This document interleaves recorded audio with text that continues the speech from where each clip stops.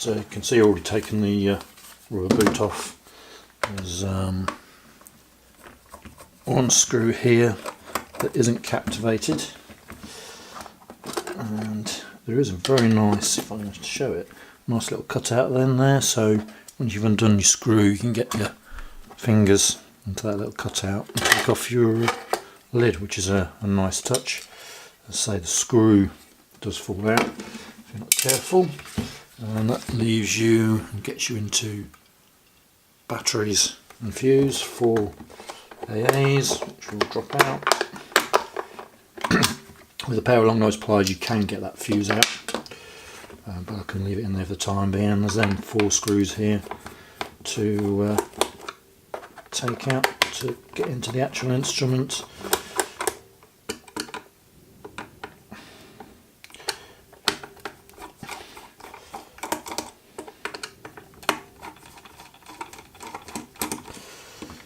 You see all of these screws, that wasn't a good place to put it, was it?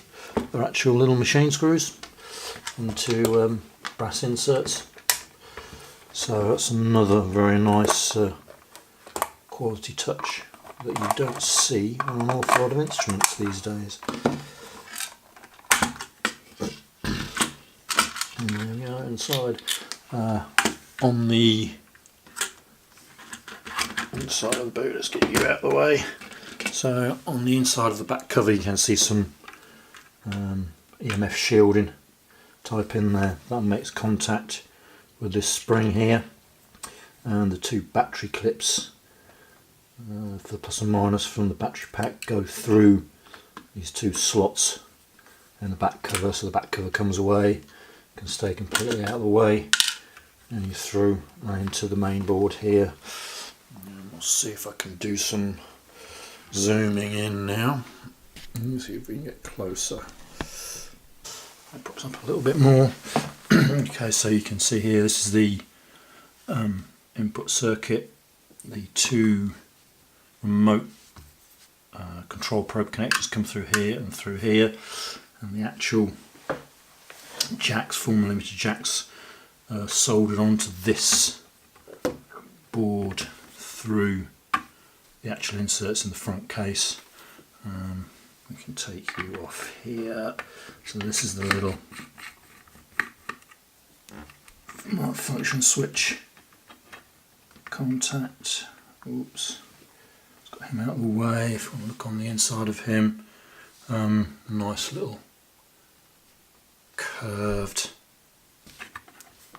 connections. I don't know whether you'll get into that. I might be able to see there. You see they've got quite a good profile to them on the switch. Put him out of the way. Take him out. So the screws that hold the PCB in there, just normal self-tapping type style screws.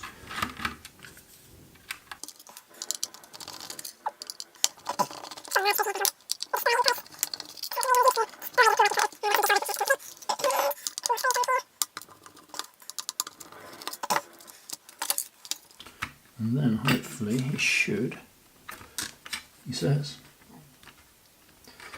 just lift away actually, in fact, got a feeling I might have to take these 2 off as well.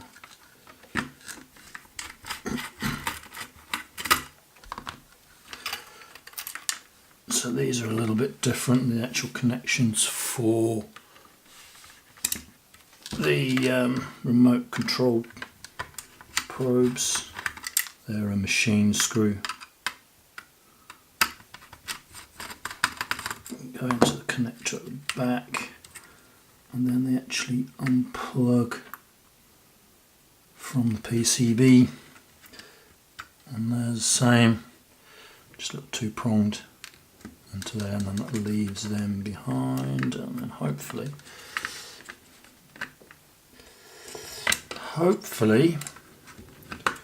yeah, here we come.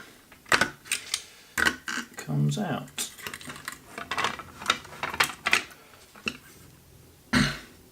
So this is all split down. This is the back of the input jack boards in here, the little 4mm jack soldered direct onto the back of this board, and it's on metal supports in here. holding it up. There's a PTC underneath here for the input, across to the fuse here. You've got your function switch tracks, which I'm not sure whether they're gold plated or not. Maybe they're not. Can't really tell. It would be one of your switching MOSFETs probably for your installation test functions, or maybe your continuity function. Spring clip there for connecting onto the EMF shield at the back. Your two battery clips here. Moving further up, this will be your oscillator circuit for to pulse your high voltage transformer to give you your voltage up to 1000 volts on the installation test. Probably the switching device there, or over there for this transformer, and then on the opposite side, you've got your buzzer there for your continuity function. I can recognise him. It's about the only one I do recognise. So you come on this other side, again we've got another switching device for either the installation test or continuity functions. Another PTC here. On the inputs you see your input jacks that actually have these plastic inserts that go over them, that slide into the front of the case. Plenty of airspace, board space around the high voltage that could appear on these. Looks like a gas discharge tube there. And then as you move closer up towards the display, these are the control buttons, the function buttons, and they're quite a bit different from what you see on a lot of other instruments. I've seen this, like the Fleur IM75 has this as well, and it's like an encased little switch, and there's a little spring steel kind of cap over the top. I'm not sure how well that will hold out over a long period of time, whether that will crack and you'll lose the spring and the operation of the switch. I'm not sure. Your display here, and that's the inside of it. It's I'm quite impressed with it. It looks nice, clean layout inside. The board itself is very clean. There's no debris from either in your front case or your rear case there. They're all clean. All your PCB looks to be all nice and clean. No signs of any solder spatter on there. No signs of any modifications being carried out. Little jumper wires anywhere or extra components soldered in. It does look to be a really, really nice, neat, tidy layout that I'm quite impressed with, really.